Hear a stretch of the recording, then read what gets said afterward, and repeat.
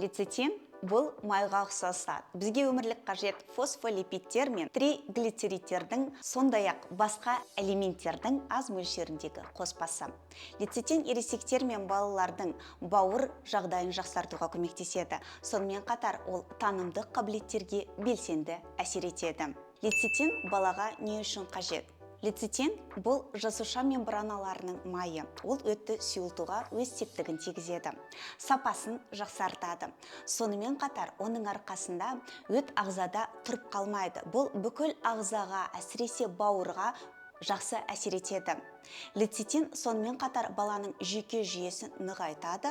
Бұл балалардың үйлесімді өсуіне және дамуына, оның иммунитетіне оң ықпал етеді. Тамақтан жеткілікті мөлшерде лецитин алуға бола ма? Лецитин тауық жұмыртқасында және күнбағыс тұқымының шикі түрінде көп кездеседі. Жұмыртқадан көп мөлшерде лецитин сіңіру үшін сарыуыз шикі күйінде қалуы керек. Ол қатты термиялық өңдеуден өткенде лецитиннің мөлшері төмендейді. Сондықтан балаларға келетін болсақ, олардың ағзасын тамақтан жеткілікті лецитинмен қамтамасыз ету өте қиын.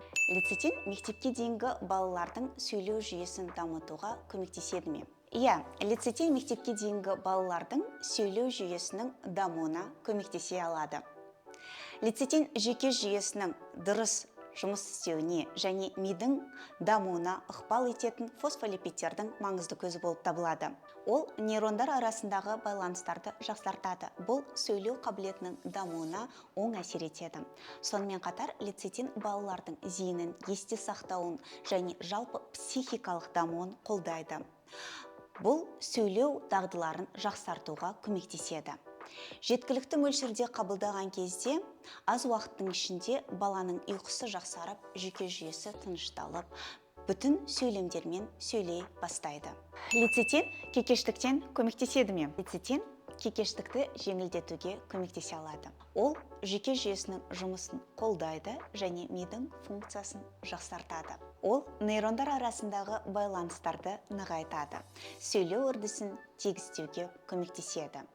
Лецитинді сөйлеу ақауын жеңуге бағытталған басқа шаралармен бірге кешенді түрде қолдану қажет. Лецитиннің түрлерінің арасындағы айырмашылық бар ма? Лецитин соялы және күнбағысты болып бөлінеді. Екі түрі де дәмінде және қолдануында ұқсас фосфолипидтердің негізгі көзі болып табылады. Балаларға күнбағысты лецитин берген жөн, себебі оның құрамында ГМО жоқ, аллергия тудыру ықтималдығы өте төмен. Сайберен Wellness компаниясының күнбағыс тұқымынан алынған лецитині туралы не айта аласыз?